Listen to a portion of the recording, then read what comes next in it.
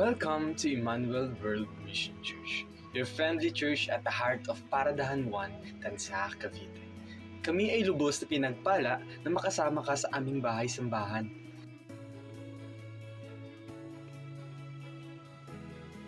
Pero wait lang, may cell group ka na ba?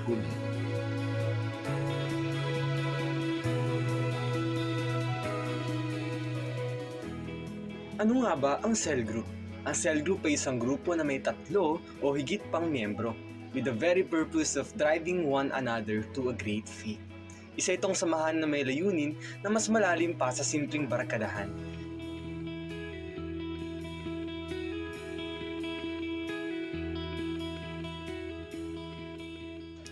Fellowship, prayer, evangelism, multiplication, leadership, and personal development.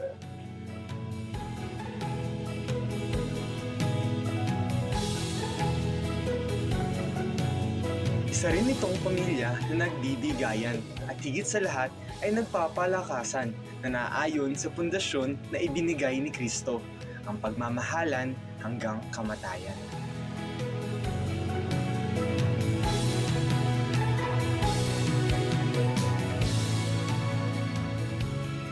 Dito ay tutulungan kang mas lumalim pa sa pagkakaunawa sa salita ng Diyos. It is led by the Holy Spirit, gold for one's development, multiplication at nakasentro sa salita ng Diyos. Patunay rito ay ang mga taong hindi nag-iiwanan sa kabila ng dagok at pagsubok.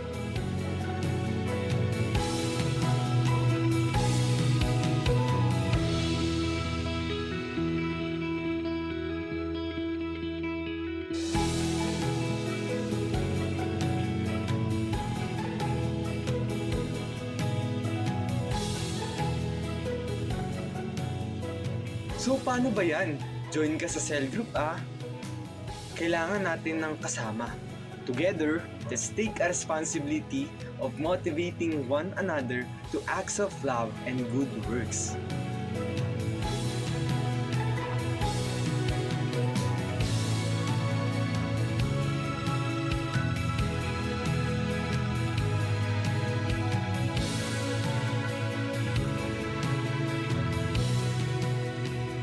Oh, may cell group ka na ba? Join na!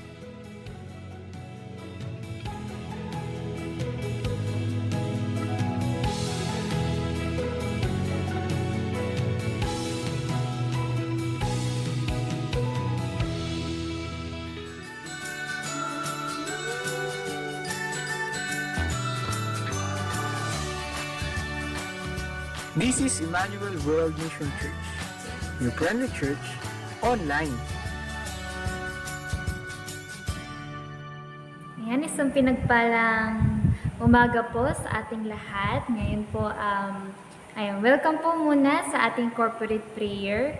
And before we start po ang ating gawain po, of course, let's invite the presence of our Lord by praying.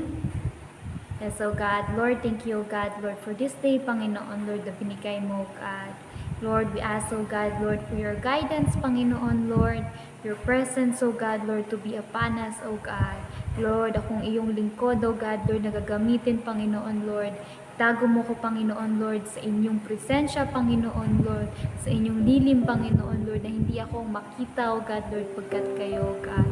Lord, I also, God, Lord, you also bless, oh God, Lord, the people, Panginoon, Lord, that is listening, oh God, Lord, sa mensaheng ito, Panginoon, Lord, wherever they are, Panginoon, Lord, I pray, oh God, Lord, in Jesus' name, oh God, Lord, the Holy Spirit be upon them, oh God, Lord, purify their hearts, oh God, Lord, no resistance, oh God, but Lord, the specific time, oh God, Lord, is for you only, oh God.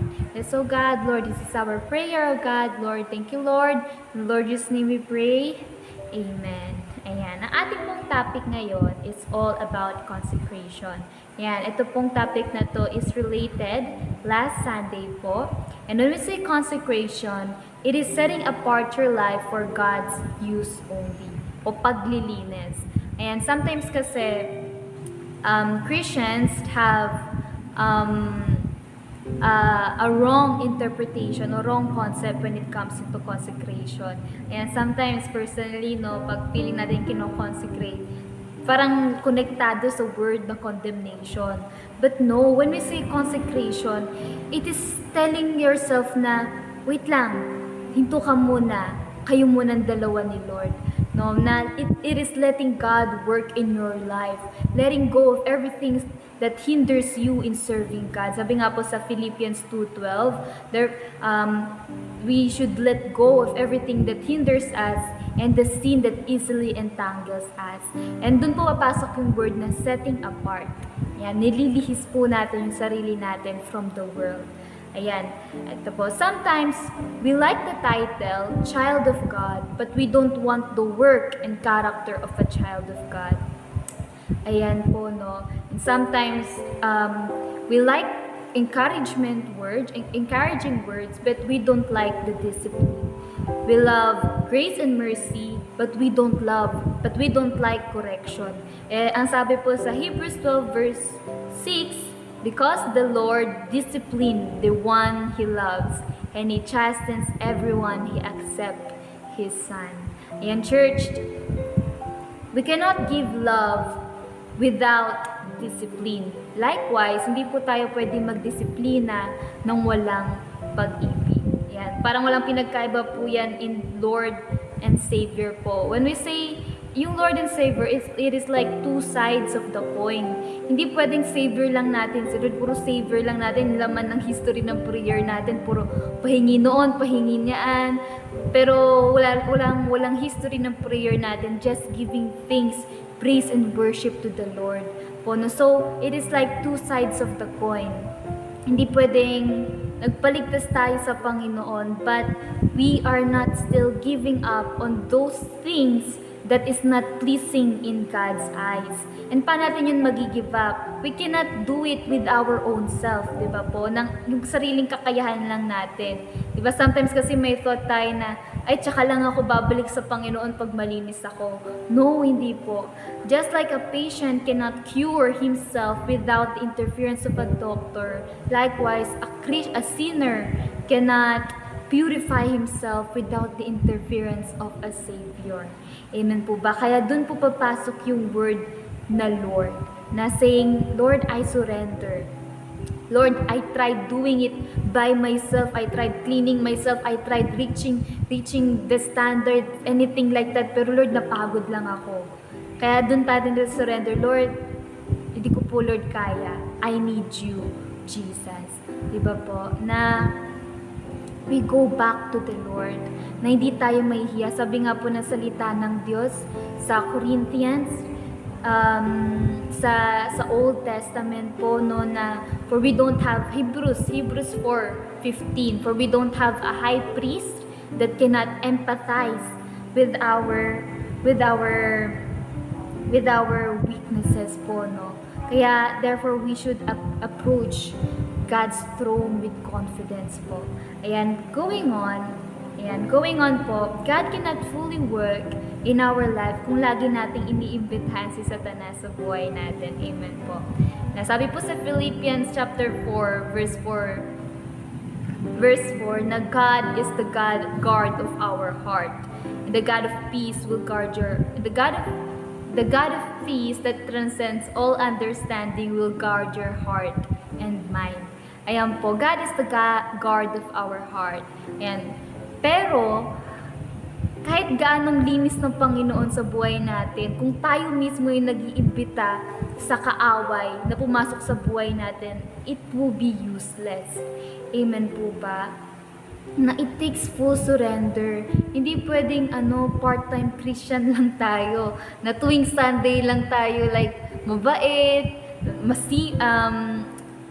righteous or anything like that. Pero those 6 days we are not living the way God wants us to be. Di po pwedeng ganon. God will not be able to fully fulfill His plan in our life kung hindi naman tayo sa Kanya sumusunod with a 100% obedience po. Yan, moving on forward po. Punta na po tayo sa ating pinaka-text po sa Romans chapter 12 verse 1 to 2. Ayan, therefore, brothers, by the mercies of God, to present your bodies as a living sacrifice, holy and acceptable to God, which is your spiritual worship. Do not be conformed to this world, but be transformed by the renewal of your mind, that by testing you may discern what is the will of God, what is good, acceptable, and perfect. Ayan po, let's continue po. Ayan, let's highlight po muna yung word na to offer your bodies as a living sacrifice, holy and pleasing to God. Ayan, when we say living sacrifice, ibig sabihin buhay. Sabi nga po sa Psalms who would, the dead cannot praise God. It is those who are alive, who lives in God forever and ever. Na ito pong death na tinatawag dito, it's not talking about the literal death, no. It is talking about those people who hasn't received God. Diba? We cannot expect something from them. Amen po ba? Kailangan tayo mismo na nakakilala sa Panginoon, yung hahayo para matulungan yung mga taong yon. And God put that upon us. Amen po ba? Pangalawa naman po, na i-highlight natin, do not conform to the pattern of this world. Ayan, magkaiba po ang makiiba sa makibagay. Ayan, ano pong ibig sabihin nito? When we say do not conform to the pattern of this world, ibig sabihin, nakikiiba ka, hindi ka nakikibagay. Kunyari, for example, a practical example in here is, kunyari, sa family natin, no? Ayan, nagsisigawan na lahat, tapos ikaw ang nakakilala sa Panginoon. Dahil nakita mo yung nanay mong sumisigaw, nakita mo yung tatay mong, mga kapatid mo sumisigaw, nakikipagsigawan ka na rin. No. Sabi nga, do not conform to the pattern of this world. God has handpicked us. And He has chosen us out of this world. So, hindi tayo pwedeng makibagay sa kanila. Anong gagawin natin doon sa ganung mga scenario? Of course, huwag tayong papatol. We pray, we ask for God's guidance, we perform the fruit of the Holy Spirit. Kasi we are a child of God. Hindi pwedeng sabihin sa sarili natin, ay, child ako ng Panginoon, pero hindi naman natin ginagawa kung ano yung gusto ng tatay natin sa langit.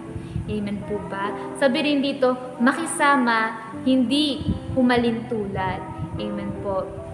Of course, church, how we're going to reach those people kung hindi ka naman nakikisama, kung kita mo kaagad sa kanila parang masamang tao sila, tapos ikaw purified ka, anything that you feel yourself that you are worthy and they are not. Hindi pwedeng ganun po. Hindi ganun.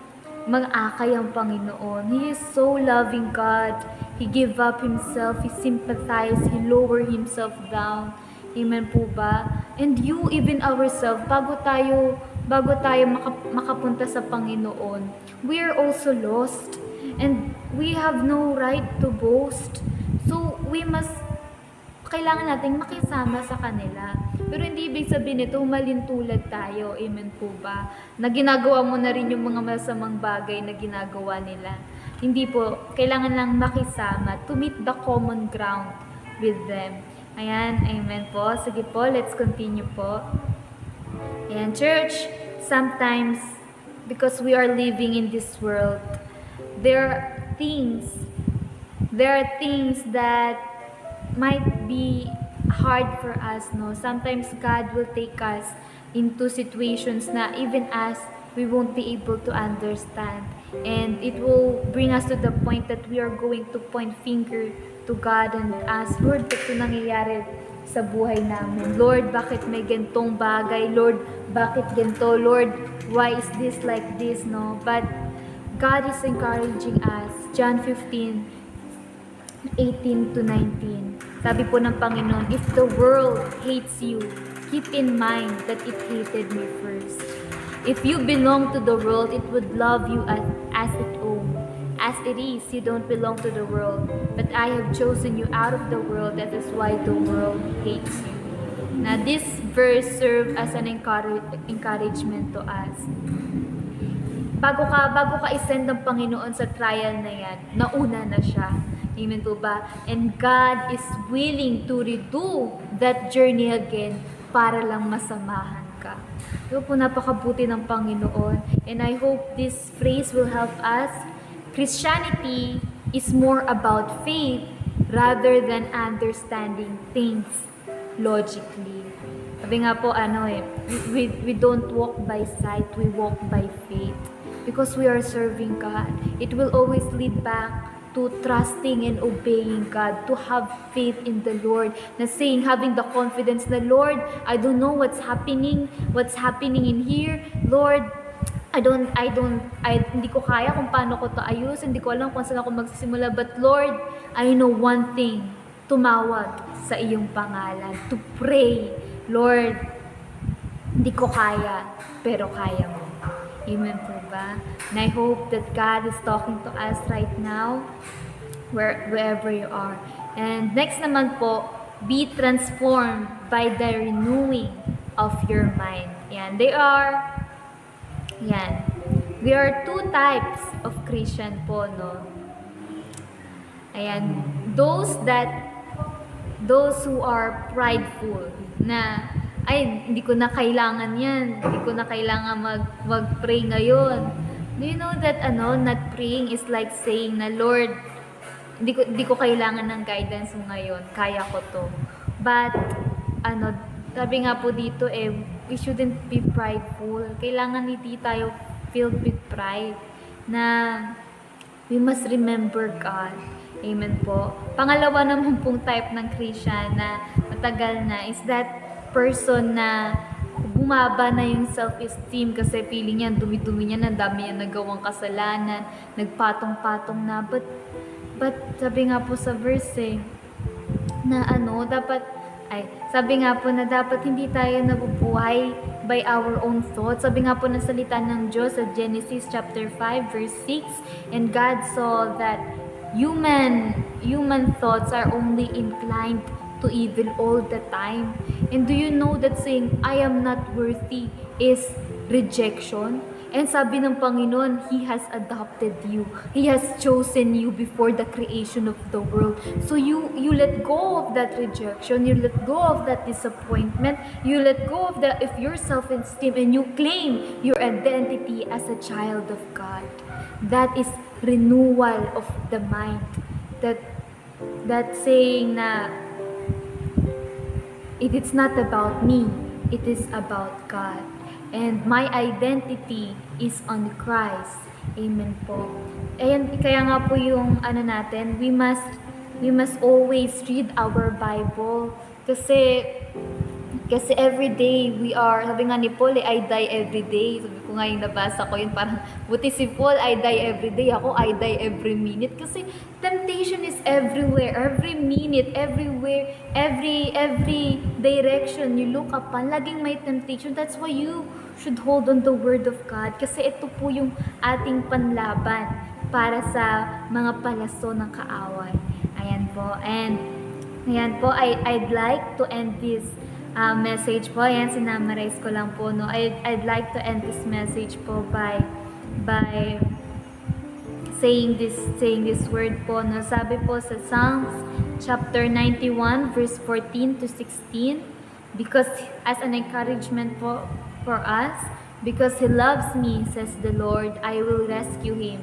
I will protect him, for he acknowledges my name. He will call on me and I will answer him. I will be with him in trouble. I will deliver him and honor him. With long life, I will satisfy him and show him my salvation. Church, every time you feel down, go back to the Word of God. Dun sa time na nanghihina ka, dun mas lumalapit ang Panginoon. So don't lose heart. Just go back to God. Sabi nga po sa Isaiah, the Lord is waiting for you to show you His compassion. Amen. Amen po. Kaya, let's claim our identity in Christ. Die to ourselves and to follow God. Ayan po, no. Last na po pala. Hindi po pala yung end. Ayan. Last po na highlight. Then you will be able to test and approve that God's will is His good and pleasing and perfect will. Ayan po, sa Romans pa rin po to, no? Ayan, kung titignan po natin, when we say test and approve what God's will, it is not you approving God's will, no po. Parang ano po siya, to protect you from false doctrines po, false teaching of false prophets. Siyempre kasi ang dami mo nang alam sa salita ng Diyos, ma-differentiate mo na yung salita ng Diyos sa mga false. Amen po ba? But, I think what we are missing in here na hindi lang po sa labas yung tinetest natin, but we are also testing kung ano yung thoughts natin pag nagbabasa tayo ng Biblia.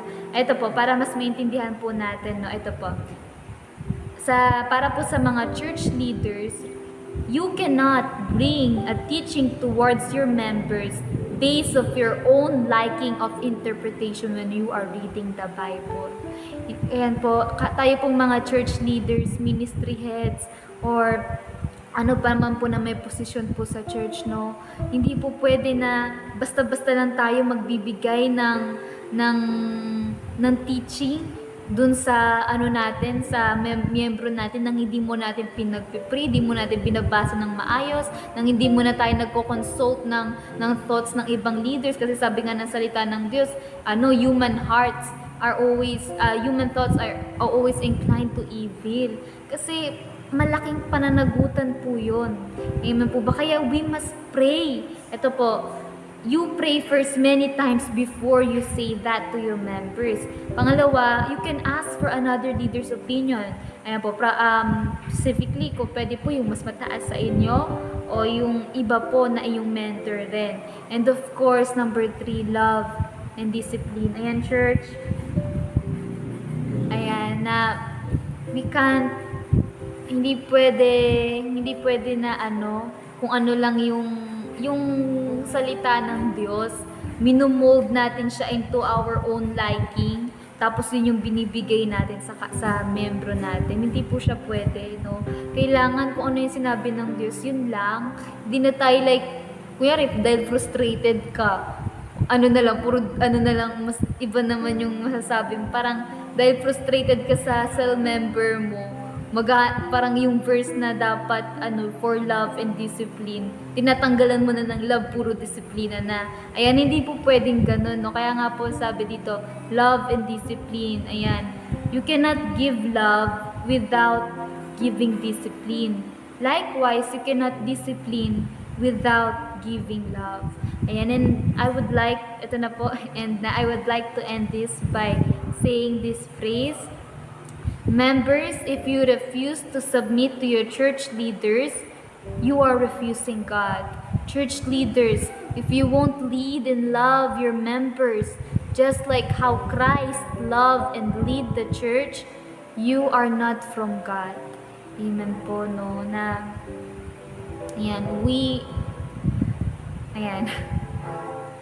We should love our members just like how Christ loved and lead the church. Ang model po natin, hindi yung sarili natin. Ang model natin si Jesus Christ. Hindi tayo pwedeng magdagdag, hindi tayo pwedeng magbawas. No, it's all about Jesus. And I hope na nakatulong po sa bawat isang mensahe na to. And let's closing prayer po, no? Yan, sige po, let's end this message by a closing prayer. So Father, Lord, thank you, God, Lord, sa iyong salita, O God, Lord, na pinitawan, Panginoon, Lord. Lord, ikaw na po, God, Lord, ang bahala, Panginoon, Lord. I have done, O God, Lord, what you have commanded, Panginoon, Lord. And I pray, O God, Lord, that you help those people who heard these words, O God. Lord, kayo na po, Panginoon, Lord, ang mangusap sa kanila, Panginoon, Lord, to be with them, Panginoon, Lord, na itong mensahe niyo po, Panginoon, Lord, ay hindi lang, Panginoon, Lord, papasok sa tenga, O God, Lord, at lalabas rin naman po sa kabila, Panginoon, Lord. But Lord, this will take a seed in their heart, Panginoon, Lord. They will remember it every day, O God, Lord, and they will put it to practice, O God, Lord, not because, O God, Lord, it is mandatory or anything like that, O God, Lord, but Lord, because they love you, Panginoon, Lord. That, Lord, they are doing this, O God, Lord, because they love you, O God, Lord. And I pray, O God, Lord, in Jesus' name, O God, Lord, kung may nasabi man po ako, O God, Lord, na hindi, O God, Lord, na ayon sa inyo, Panginoon, Lord, kayo po, O God, Lord, na magbawas, Panginoon, Lord. O Lord, may nasabi naman ako, O God, Lord, na kung may nadagdag man ako, O God, Lord, kayo, O God, Lord, na magbawas, O Panginoon, Lord. Lord, kung meron naman po kung hindi nasabi, Panginoon, Lord, kayo na po, O God, Lord, na magpunan, O God, Lord. And Lord, we thank you, O God, Lord. May your blessings be upon us, O God, Lord. Lord Jesus, may you be with us, O God, Lord, every single day, O God. And thank you, Lord. This is our prayer. In Jesus' name we pray. Amen and amen po. Ayan. Salamat po.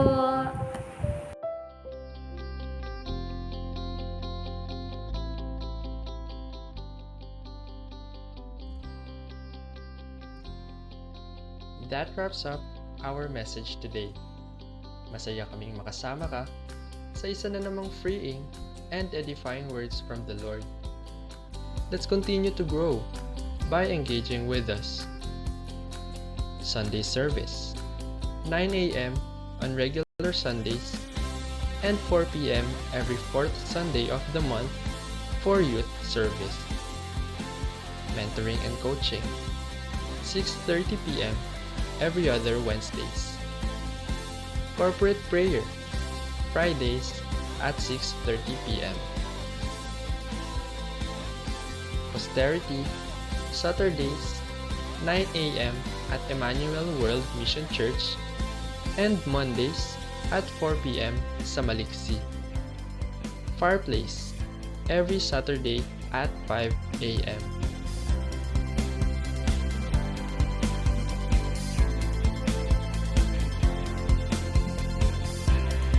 Kita-kits tayo sa World Mission Symposium this September 7 and 14. Sabay-sabay din tayo sa Ulayaw na 2024 Youth Gathering on October 27. Let's grow together in a healthy community. Join the cell group today. And keep in touch with us through our social media accounts and Wix site.